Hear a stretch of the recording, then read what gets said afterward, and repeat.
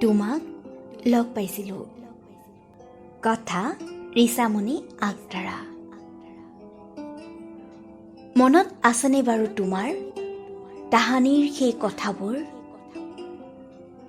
College পাৰ হৈ শাৰী শাৰীকৈ ৰৈ থকা কৃষ্ণচূড়াৰ গছজোপাবোৰৰ কথা? মনত আছেনে বাৰু তোমাৰ আমাৰ প্ৰথম লগ হোৱাৰ কথা? আনৰ দৰে প্ৰেমিক প্ৰেমিকাই কৰা প্ৰেম নিবেদনৰ কথা? উফ, কেনেকৈনো পাৰি পাহৰিব দেৱৰ দৰে কোনোবা পাৰো পিয়সীৰ? প্ৰণয়ৰ আঘাতত স্মৃতিবোৰক সাৱটি লৈ মাতাল হৈ পৰি আছিলা কৃষ্ণচূড়াৰ গছবোৰৰ আঁৰত, য'ত শ শ প্ৰেমিক প্ৰেমিকাক কৃষ্ণচূড়াবোৰে স্বৰ্গতম জনাইছিল।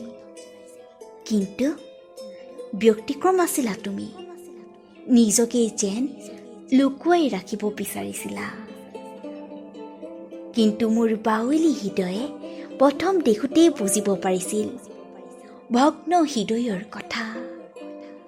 আৰু সেইদিনাৰ পৰাই মোৰ হৃদয়ৰ ৰঙীন চহৰত প্ৰাতঃ ভ্ৰমণ কৰিবলৈ দিছিলোঁ সুবিধা।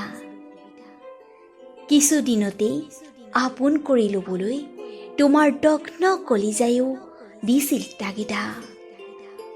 হৈ গ'লো এদিন দুয়ো দুয়োৰে আপোন।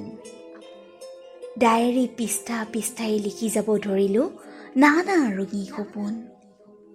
এনেকৈ মৰমবোৰ থাকক বিয়পি, এৰি যোৱাৰ ভয়ত আকৌ কলিজাটো উঠে কঁপি।